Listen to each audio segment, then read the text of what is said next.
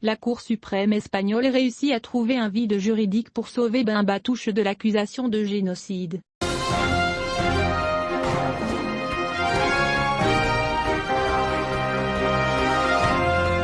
La Cour nationale suprême espagnole a suspendu les poursuites contre le chef du Front Polisario, Ibrahim Ghali, accusé de génocide, en raison de l'historique des actes mentionnés dans les plaintes contre lui, qui remontent à la période comprise entre 1975 et 1990, considérant que la loi actuellement en vigueur en Espagne, qui définit ce type de délit qui empêche leur survenance dans le délai de prescription, n'était pas en vigueur pendant cette période et ne peut donc pas être appliquée rétroactivement. La Cour suprême a trouvé une issue légale à l'affaire qui a mis Madrid dans un grand embarras et l'a plongé dans une crise persistante jusqu'à présent avec Rabat, car son gouvernement a autorisé l'entrée d'une personne poursuivie pour de nombreux chefs d'accusation, dont le génocide, en secret et avec de faux documents, pour éviter sa comparution devant le tribunal, car il a approuvé une décision du juge chargé de l'enquête Santiago Pedra, étant donné que la loi relative à ce type de délit est entrée en vigueur en 1995.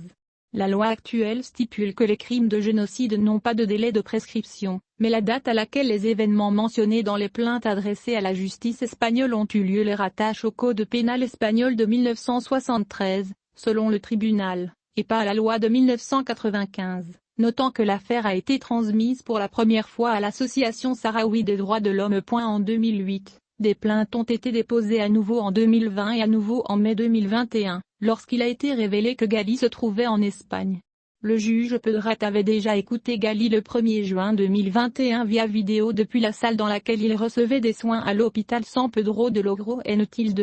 sur la base d'un rapport médical confirmant son incapacité à se déplacer à Madrid, pour décider de ne pas l'arrêter ou l'empêcher de voyager, ce qui a incité le chef du Polisario et ses compagnons à quitter directement l'Espagne, direction l'Algérie. Cette décision pourrait empêcher le suivi de Ghali, surtout si les plaignants n'ont pas trouvé de voie de recours, mais cela n'affecte pas l'affaire ouverte par le tribunal de Saragosse contre l'ancienne ministre des Affaires étrangères Arantxa González Leia, et son directeur de cabinet, Mamelo Villarino, en raison de leur facilitation de l'entrée des personnes sur le territoire espagnol. Illégal, ce qui a été la raison de la destitution de la ministre de son poste en juillet dernier.